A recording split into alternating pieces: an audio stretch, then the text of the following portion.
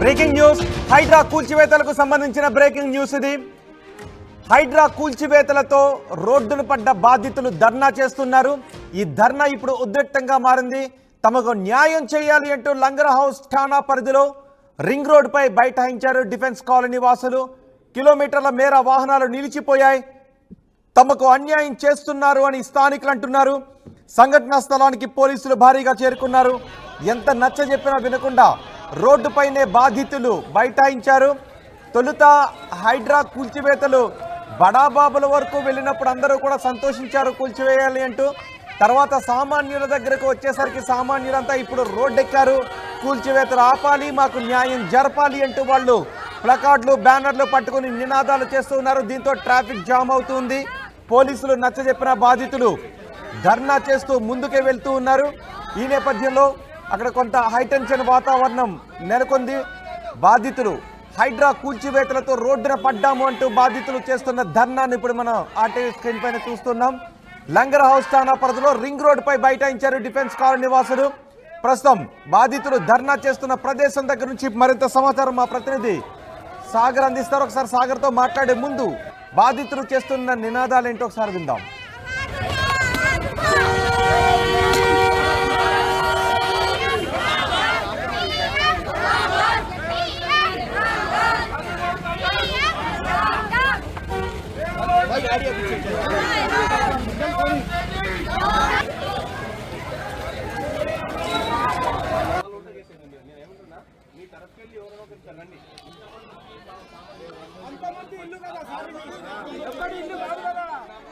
తమకు న్యాయం చేయాలి అంటూ లంగర్ హౌస్ పోలీస్ స్టేషన్ పరిధిలో రింగ్ రోడ్డుపై డిఫెన్స్ కాలనీ వాసులు బైఠాయించారు. దీంతో కిలోమీటర్ల మేర వాహనాలు కూడా అక్కడ నిలిచిపోయాయి.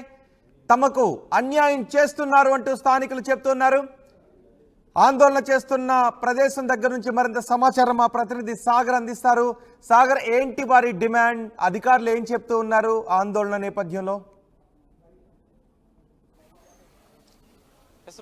మూసీ సుందరీకరణ నేపథ్యంలో ప్రభుత్వం చేపడుతున్నటువంటి మూసీ ప్రక్షాళనలో భాగంగా బాధితులు రోడ్డున పడుతున్నారు.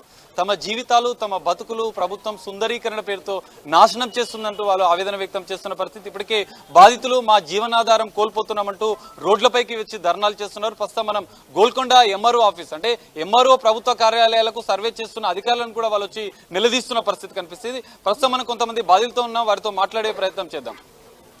చెప్పండి, మీరు ఎక్కడి నుంచి వచ్చారు? మీది ఏంటి పరిస్థితి? నా పేరు గణేష్ అన్న, నేను బాపునగర్ వాసిని.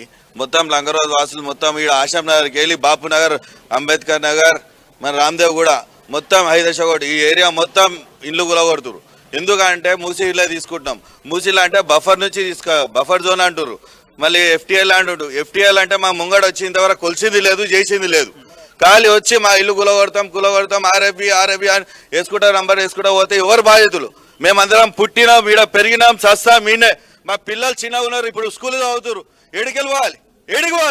ఎవరి ఇంటికి పోతాం? మా సీఎం ఇంటికాడ పోవాలి. మరి వాళ్ళ ఇంటికి కూడా కూర్చుంటాం. మరి ఇల్లు ఇవ్వాలి. మరి ఆడ బంజారాస్లా ఆయనేమో బంజారాస్లో ఉంటాడు, మమ్మల్ని మూసిలో దొబ్బుతాడు. మూసిలో పోయి సాగుమంటాడా? ఇంతమంది ఎవరు వస్తుంది జరుగుతుంది? చిన్న పిల్లలు, నా పిల్లలు ఇప్పుడు స్కూల్లో చదువుతున్నానా? ఈ స్కూల్లో కేంద్రీయ విద్యాలయాలు చదువుతారు. నేను ఇప్పుడు ఇడికెళ్ళి పోయి ఖాళీ మందిని పోతా, ఎడికైనా పోతా, కిరాయి పోతానేమో. నేను పోతే నా పిల్లలు చదివేట్లా, నేను ఎట్లా, నా బతికేట్లా? నా దుకాణం ఈడుంది, నేను బతకాలి ఎట్లా? మరి ప్రతి ఒక్కరు బాధ ఇది. ఇప్పుడు ఎఫ్టీఎల్ మార్కింగ్ ఉంటుంది అలా నేను మా డాడీ పుట్టిండు, నేను పుట్టినా, నా పిల్లలు పుట్టిరు, మా ఖానానే ఈడైపోయింది. ఏం చేయాలి? ఇగోనా ఇప్పుడు ఎఫ్టీఎల్ పిల్లర్ ఈడుంది, ఎఫ్టీఎల్ పిల్లర్ నుంచి కొనుక్కోవాలి. ఆయన ఏం చేస్తుడు? ఎఫ్టీఎల్ నుంచి 50 మీటర్లు ముంగడు తీసుకొని రివర్ బెల్ట్ కొలవాలి. ఇగో ఇక్కడ రివర్ బెల్ట్ ఉంటే ఇక్కడ నుంచి మెజర్మెంట్ చేసి ఇండ్లన్నీ బఫర్లకు ఇచ్చేసిండు. ఇది కూడా ఎఫ్టీఎల్ ల్యాండ్ ముంగడు ఉంటే వెనక వేసిండు.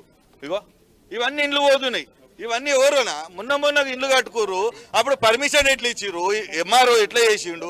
కలెక్టర్ రిజిస్ట్రేషన్ ఉన్నాయి, అన్ని పట్టా ల్యాండ్లు, రిజిస్ట్రేషన్లు, అందరు ట్యాక్స్ అన్ని ఉన్నాయి, టీఎస్ఆర్ఆర్ ప్రతి ఒక్కటి ఉంది. అన్ని ఉన్నాక బాధ ఎవరికనా? కొందరు పిల్లలు చెప్పలేక ఏడుస్తున్నారు.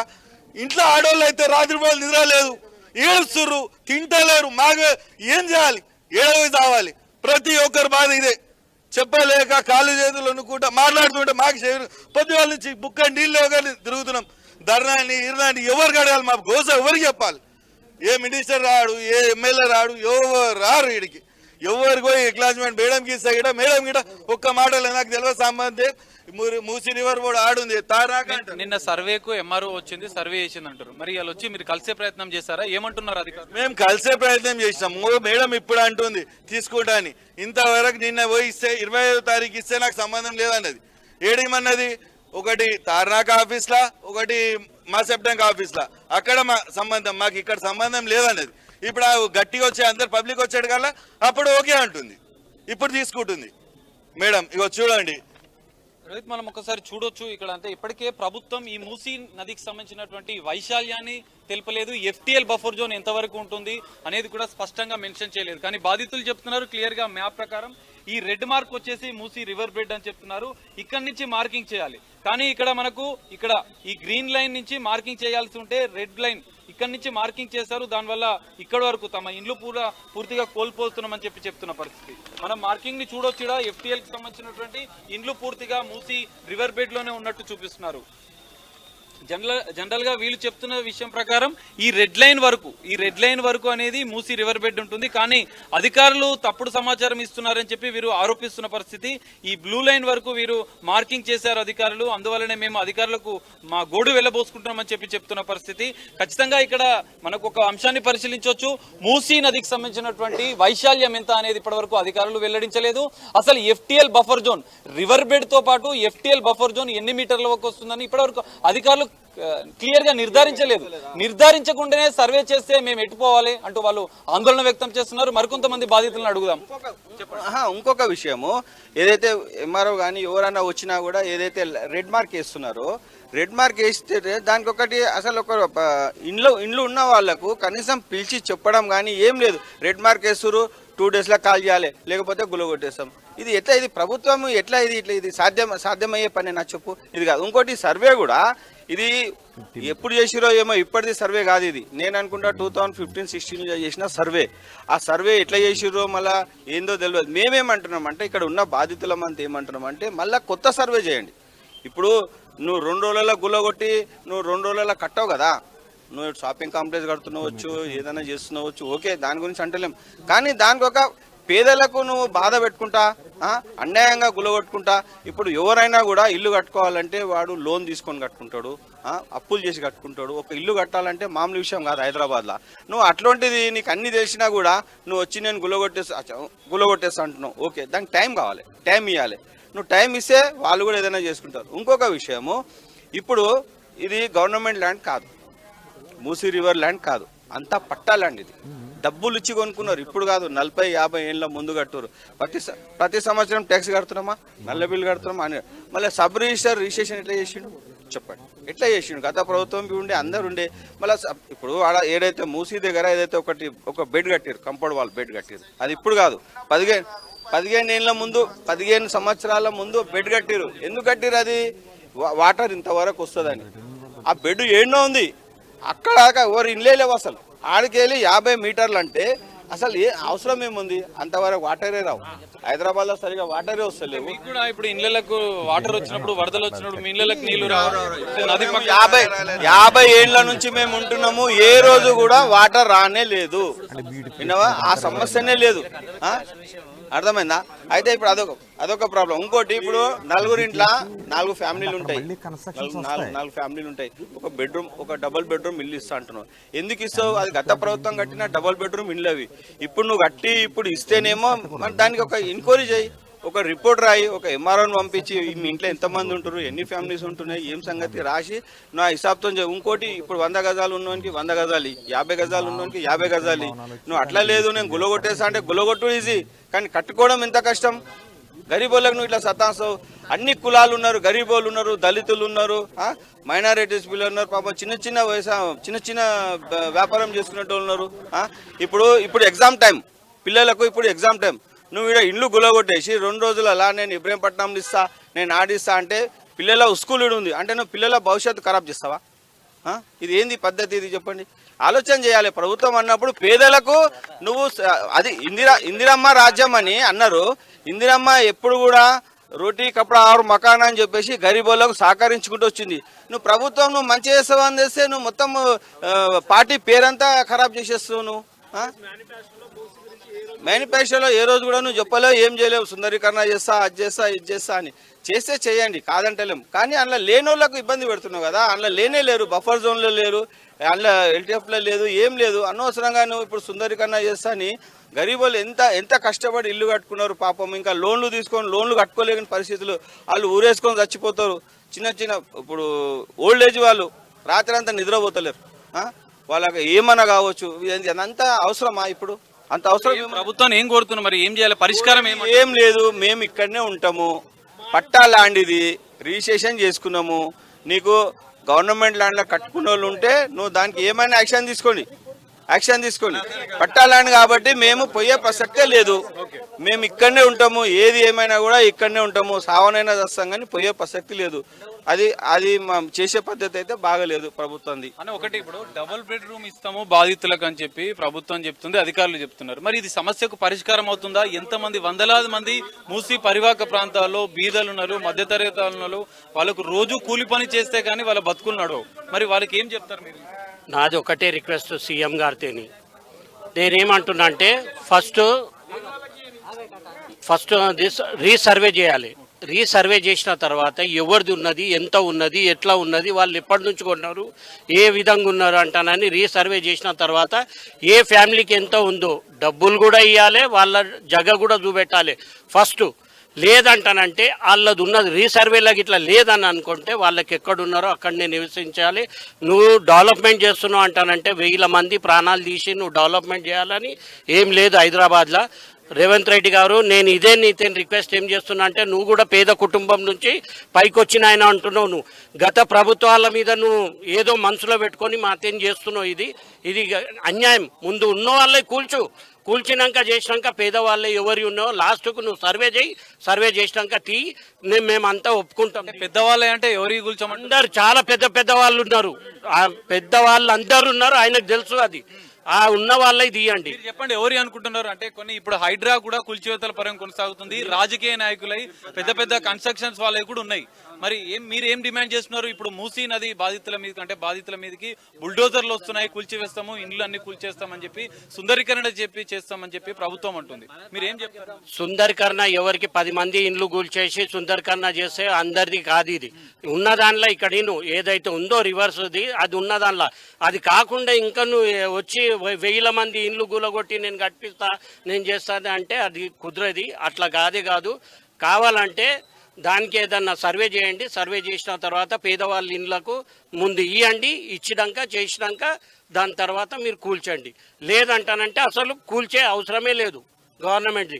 పేదవాళ్ళది ఎవరిదైతే ఉన్నదో వాళ్ళకి ఫస్ట్ ఇండ్లు గిట్లా ఇవ్వండి, వాళ్ళకి డబ్బు గిట్లా కట్టియండి. దాని తర్వాత మీరు ఏదన్నా చేయాలని అనుకుంటే చేయండి. ఇప్పుడు నా సోదరుడు ఉన్నాడు, నా సోదరుది 1000 గజాలు ఉన్నది. 1000 గజాలలో అది కలెక్టర్ ఆఫీస్ నుంచి కూడా పర్మిషన్ ఉంది.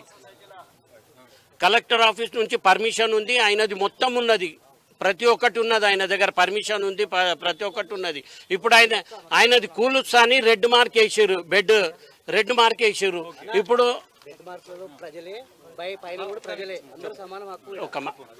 చెప్పండి బ్రదర్, మీరు చెప్పండి. నేను చెప్పేది కొన్ని విషయాలు చెప్పాల్సి. నేను రేవంత్ రెడ్డికి సూటిగా కొన్ని ప్రశ్నలు వేస్తున్నాను. నేను ఏంటంటే, రేవంత్ రెడ్డికి కావాల్సింది మూసి కాదు, మూసి పక్కపొంటి రెడ్ లైన్ కాదు, బ్లూ లైన్ కాదు, ఏది కాదు. ఆయన ఏదో టూరిస్ట్ ప్లేస్ చేద్దామని 55 కిలోమీటర్ టూరిస్ట్ ప్లేస్. మేము చెప్తాం ల్యాండ్ ఎక్కడుందో కూడా చెప్తాను నేను. బాబుఘాట్ నుంచి మన గండిపేట దాకా 10 కిలోమీటర్లు ఉంది. అదంతా గవర్నమెంట్ ల్యాండ్. నువ్వు ఏ 5 స్టార్ హోటల్ కట్టిస్తావో, నువ్వు ఏమేమి చేస్తావు, టూరిస్ట్ ప్లేస్ వాళ్ళందరికీ వచ్చి ఇక్కడ ఉండాలని నువ్వు అనుకుంటున్నావు కదా. నువ్వు కావాల్సింది వాళ్ళ గురించే చేస్తున్నావు, ప్రజల గురించి కాదు నువ్వు చేసేది. నువ్వు టూరిస్ట్ ప్లేస్ కోసమే మా జాగా తీసుకుంటున్నావు, మాది కబ్జా చేసిన భూమి కాదు. నేను ప్రతి ఒక్క మీడియాకి చెప్తున్నాను. నేను ఇప్పుడు కూడా V6కి ఫస్ట్ మీడియా వాళ్ళకి నేను ప్రత్యేకంగా దృష్టి చెప్తున్నాను. నేను ఈ 10 సంవత్సరాలు కేసీఆర్ ఏం చేసిండో ప్రత్యేకంగా మీరు మీడియాలో చెప్తున్నారు. కానీ ఈ రేవంత్ రెడ్డి 10 నెలల్లో ఏం చేసిండో ఎవరికి తెలియదు, కానీ పెద్ద హైలైట్ చేసి చూపిస్తున్నారు. నేను ఇప్పుడు కూడా చెప్తున్నాను, ఈ రేవంత్ రెడ్డి ప్రాజెక్ట్ ఏం లేదు. ఈ మూసి అంటున్నాడు. మూసి తప్పు మీరు అనేది. 12,000 ఇల్లులు మూసి అంటున్నారు. ఈ మూసిలో మేము కబ్జా చేసిన ఇల్లు కావవి. రేవంత్ రెడ్డి ప్లాన్ ఏముంది? ఇక్కడ టూరిజం చేద్దామని చూస్తున్నాడు. టూరిస్ట్ ప్లేస్ ఎక్కడ చేస్తారండి? ప్రజలు ఉన్న కాడ చేస్తారా? ఈయన ఒక మాట, కేసీఆర్ ఫామ్ హౌస్ కేసీఆర్ అంటున్నాడు. ఈయనెవరు? ప్రజల సీఎం అని అంటున్నాడు కదా, మరి ప్రజలు ఇంతమంది ఇబ్బంది పడుతుంటే ఈయన ఎక్కడున్నాడండి? ఏ రోజు ప్రజల సమస్య ఉన్న ప్రజల మనిషి అన్నప్పుడు, ప్రజల సీఎం అన్నప్పుడు ప్రజల గోసానికి అర్థమైతే లేదా? అక్కడ చూడండి చైతన్యపురం ఎంత గలీజ్గా తిడుతున్నారు వాళ్ళు. కొంచెం నొప్పి ఆ బాధ లేదా అండి? నువ్వు టూరిజం చేస్తే టూరిజం చేసుకోండి.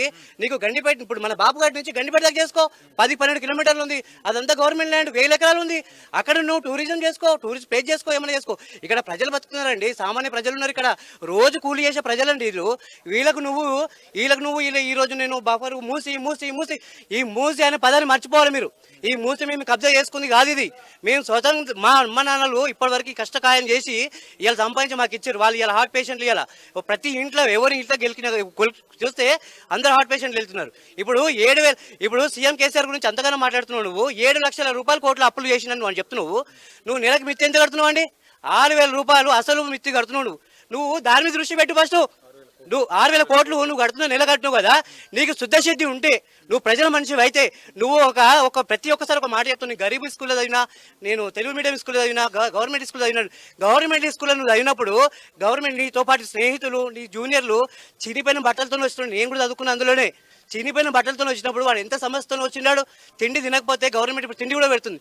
నువ్వు ఆరు చదువుకుని వీరికి వచ్చినప్పుడు నువ్వు ఆ మాటలు మాట్లాడి తప్పది. నువ్వు ప్రజలలో నువ్వు బతికినోడు అయితే, నువ్వు ఐపీఎల్ బతికినోడు కాదన్నావు. నువ్వేమన్నావు? నేను ఫార్మర్ సీఎంని కాదు, నేను ప్రజల సీఎంని అన్నావు. ప్రజల సీఎం అన్నప్పుడు నువ్వు ఒక గవర్నమెంట్ స్కూల్ చదువుకొని వచ్చినవి. గవర్నమెంట్ స్కూల్లో ఎట్లాంటి బాధితులు వచ్చి చదువుకున్నారు? ఆ ఇంగితం జ్ఞానం నీకు లేదా? నువ్వు ఒక సీఎం అయ్యా, ఇంతమంది పబ్లిక్ని నువ్వు గెలిపించింది ఎందుకు? నేను ఈ రోజు ఈ స్థాయిలో కూర్చోబెట్టింది ఎందుకండి మిమ్మల్ని? ప్రజలను నువ్వు చూడనప్పుడు ఎందుకమ్మా నువ్వు 7 లక్షల రూపాయల కోట్లు అప్పు చేసినప్పుడు 6,000 అప్పు తీస్తున్నావు? అప్పు అసలు పడుతున్నట్టు కదా. నువ్వు దాని మీద దృష్టి పెట్టు ఫస్ట్. నువ్వు మా మీద కాదు దృష్టి పెట్టేది. నువ్వు 6 పథకాలు ఇచ్చినావు. నువ్వు 6 పథకాలు ఇచ్చినావు. ఎందుకు పెట్టినావు 6 పథకాలు? నీ వల్ల సాధనైతే 6 పథకాలు తీసేది. నువ్వు 6 పథకాలు అప్పుల పాలై నువ్వు ఉన్నావు. 6 పథకాలు ఎట్లా తీయాలని చెప్పి ప్రజల మీద. ఇప్పుడు డబుల్ బెడ్రూమ్ అని నువ్వు అంటున్నావు. ఇప్పుడు ప్రతి ఇంటికి 5 లక్షల రూపాయలు నువ్వు ఇస్తా అంటున్నావు. 5 లక్షల రూపాయలు ఇప్పుడు మేము అడుగుతామని కదా. ఇప్పుడు నెక్స్ట్ దసరాకు 5 లక్షల రూపాయలు మేము ఇస్తానంటున్నావు. అంటే మేము అడుగుతాని. ఇప్పుడు మాది మూసీ లైన్లో ఉన్నదని చెప్పేసి మేము 5 లక్షల రూపాయలకు మేము అప్లై చేసుకుంటే నువ్వు మాకు ఇవ్వాల్సి వస్తుందని చెప్పి మమ్మల్ని మీరు దబాయిస్తున్నాడు. నువ్వు ఇది చేసేది కరెక్ట్ కాదు. మాకు కేటీఆర్ కూడా మొన్న మాకు ప్రెస్ మీట్ కూడా చెప్పిండు. మేము బఫర్ జోన్లో ఉన్నాం మేమందరం కూడా రేవంత్ రెడ్డి కేటీఆర్ని కలుస్తున్నాము. ఆయన మాకు ఏ విధంగా చేయాలో బుల్డోజర్కి అడ్డం పండుకుంటా అన్నాడు. మాకు ఎవరి వల్ల మాకు న్యాయం కాదు. మేము కేటీఆర్ దగ్గరికి పోతాం, ఆయనతోనే న్యాయం జరుగుతుంది. ఇన్ని ఏళ్ళ నుంచి మేము చూసినాం, సఫర్ అయినాం. కానీ నువ్వు 10 నెలల్లో నువ్వు టార్చర్ చూపడం తప్పు సార్ ఇది. ఎందుకంటే చిన్న ప్రజలు, చిన్న వాళ్ళు, పిల్లలు ఏడుస్తున్నారు సార్. ఇక్కడ వాళ్ళని దృష్టిలో పెట్టుకొని నువ్వు మాట్లాడాలి సార్. ఈ రోజు వాడోడు ఈడోడు చెప్పి నేను ఏదో రెచ్చగొడుతున్నట్టున్నారు, కానీ అది రెచ్చగొట్టేది కాదు సార్. నువ్వు ప్రజల మనిషి, నువ్వు ప్రజలకు వచ్చి మాట్లాడు, ప్రజల గోస విను. ఇక్కడికి వచ్చి ఎంతమంది ఎన్ని మాటలు తిడుతున్నారు నీకు అది విషయం ఇంగితం జ్ఞానం నీకు ఉండాలి సార్. ఒక గవర్నమెంట్ స్కూల్లో చదువుకుని వచ్చినవి ఈ రోజు ఈ స్థాయిలో ఇట్లా మాట్లాడవు సార్. నువ్వు ప్రజలు ఏ విధంగా వచ్చారో నీకు గవర్నమెంట్ స్కూల్లో చూసినావు. నువ్వు వాళ్ళ పరిస్థితి నీకు తెలియదా? వాళ్ళు అట్లాంటి వాళ్ళే కదా సార్ ఇక్కడ మూసిలో బతికేది. వాళ్ళు ఇలా అందరూ రోడ్డు మీద పడుతుంటే ఇలా నువ్వేం సార్ డబుల్ బెడ్రూమ్ మాకు ఇస్తావా సార్? మాకు డబుల్ బెడ్రూమ్ నువ్వు ఇచ్చేం చేస్తావు సార్? మాకు డబుల్ బెడ్రూమ్ ఒక మాట సార్, ఒక మాట. డబుల్ బెడ్రూమ్ నువ్వు వచ్చి 10 నెలలు అవుతుంది. వేరే దగ్గర ఇండ్లు ఇస్తాము, మేము జీవనాధారం కల్పిస్తాము. నాకద్దు. నేను అనేది ఒకటే, డబుల్ బెడ్రూమ్ బాధితులు 2-3 లక్షల మంది ఉన్నారు. సీఎం కేసీఆర్ అయిపోయేటప్పుడు డబుల్ బెడ్రూమ్ అప్లై చేసిన వాళ్ళు 2-3 లక్షల మంది ఉన్నారు. నువ్వు వాళ్ళకేమి ఇస్తావు? ఇప్పుడు నువ్వు మాకు ఉన్న ఇల్లు కూల్చేసి మాకు డబుల్ బెడ్రూమ్ ఇస్తే, డబుల్ బెడ్రూమ్ అప్లై చేసిన వాళ్ళకి ఏమి ఇస్తావు? నువ్వు నీ ఇల్లు ఇస్తావా? నువ్వు ఇస్తావా? ఆడపిల్లలకి తోడుంటాను. ఆడవాళ్ళంటే నాకు ఎంతో అభిమానము. 6 గ్యారెంటీలు చేస్తున్నాను. 2,000 రూపాయలు మీకు అందరికీ ఖాతాలో వేస్తాను. అందరికీ మీకు మంచిగా చూస్తానని చెప్పి ఆడపిల్లలకు చూస్తా అని చెప్పి ఆడపిల్లలు గొంతు కోయడం ఇది న్యాయం కాదు సార్. అందరు ఆడపిల్లల ఉసురు పోసుకోవడం ఇది అసలు న్యాయం కాదు సార్. 10 రూపాయలు బస్ టికెట్ ఫ్రీ ఇచ్చి మాకు 10 కోట్ల ఆస్తి కొట్టేయడం అది కరెక్ట్ కాదు సార్. అది ఎందుకంటే గవర్నమెంట్ కు మేము పడుతున్నాం. మేము లక్షలు పెట్టి కొనుక్కున్నాము, కడుపు మార్చి కొనుక్కున్నాము. దేనగా పగులనగా చిన్న పిల్లలను వదిలేసి డ్యూటీలు చేసుకున్నాము. మేము ఎంతో కష్టపడి కొనుక్కున్నాం సార్ ల్యాండ్. అది మేము పుణ్యానికి ఆయన ఇచ్చిన గవర్నమెంట్ ల్యాండ్ కాదు. కేసీఆర్ అన్న కట్టిన ఆ డబల్ బెడ్రూమ్లు ఈయన మూర్చుకొని నేను డబల్ బెడ్రూమ్ ఇస్తున్నా అంటే ఈయనకు దమ్ము ఉంటే డబల్ బెడ్రూమ్ కట్టించి ఒక్కొక్క రాశికి ఎంతెంత అమౌంట్ అయిందో ఖరీదు కట్టించి ఇవ్వమని చెప్పండి సార్. అప్పటికప్పుడు చెక్కులు రాసి ఇవ్వమని చెప్పండి సార్. లక్షల డబ్బు మేము పెట్టి కొనుక్కున్నాం సార్. మేము ఒక్కొక్క ఫ్లాట్ మాటికి ఎన్నో లక్షలు పెట్టి కొనుక్కున్నాము. ఆయన ఇచ్చే ముష్టి ఇల్లు మాకు వద్దు సార్. అసలు ఆయన ఇచ్చే ఆ ఇందిరమ్మ ఇల్లు మాకు వద్దు. లేని వాళ్ళకి ఇవ్వు, రోడ్డు మీద పండుకునే వాళ్ళకి ఇవ్వు. నీకు దాన ధర్మం ఉంటే ఆడపిల్లలు ఎంతో అనాథలై ఉన్నారు, భర్త లేని వాళ్ళు ఉన్నారు, పిల్లలు లేని వాళ్ళు ఉన్నారు, ఎంతో మంది అనాథగా తిరుగుతున్నారు. నువ్వు ఇచ్చే జీతానికి పట్టుకొని ఎంతో మంది ఆఫీసర్లు వచ్చి సర్వే చేస్తున్నారు. కానీ మాకే జీతం నువ్వు ఇవ్వలేదు. మేము గవర్నమెంట్ జాబ్ చేయలేదు, మాకు గవర్నమెంట్ డ్యూటీస్ లేవు. నువ్వు మొన్న చెక్కులు తీసుకుంటున్నావు. అందరి ముందు నేను పెద్ద చేస్తున్నాను, అందరూ క్రిమినల్ మైండ్ కాకూడదు అని అంటున్నావు. కానీ ఇవాళ నువ్వు చేసే పనికి ఆడవాళ్లకు కూడా క్రిమినల్ మైండ్ వస్తుంది. ఎందుకంటే నిన్ను నిలువుగా నరికేసే క్రిమినల్ మైండ్ కూడా వస్తుంది. అధికారులు సర్వే చేస్తున్నారు కదా, మరి అధికారులు సర్వే చేస్తున్నారు. బంగారం ఇస్తామని చెప్పిండు కేసీఆర్ అన్న. అందరికి ఆడబిడ్డలకి పెళ్లి చేస్తుంటే 1,00,000 2 లక్షలు ఆయనకు తోచినంత ఇచ్చిండు, కానీ ఈయన వాళ్ళకి ఇవ్వట్లేడు. ఎంతో మంది స్కూల్ పిల్లలు ధర్నా చేస్తున్నారు, మా స్కాలర్షిప్ రాలేదని. ఎంతో మంది సర్పంచులు ధర్నాలు చేస్తున్నారు, మాకు ఏ హామీ కలగనియలేదని. ఊర్లో జనాలు చచ్చిపోతున్నారు. మూసీ బాధితులకు ఏం న్యాయం చేయాలంటున్నారు అసలు మీరు? మేము ఎంతో లక్షలు పెట్టి కొనుక్కున్నాం సార్ ఇల్లులు. మాకు ఆయన గవర్నమెంట్ ఇచ్చింది ఫ్లాట్ కాదు. ఆయన ఇస్తే తీసుకోమని చెప్పండి, మాకు ఇవ్వలేడు. ఎందుకంటే మేము ఎక్కడెక్కడో నుంచి వచ్చినాము, పేదవాళ్ళమై వచ్చి ఇంటి పాసి పని చేసి సంపాదించుకున్న డబ్బులకి మేము కొనుక్కున్న ల్యాండ్ కి మా ఇల్లు మేము ఖాళీ చెయ్యము. ఆ డబల్ బెడ్రూమ్ మాకు వద్దు. ఆయనకు దండం పెడతాం.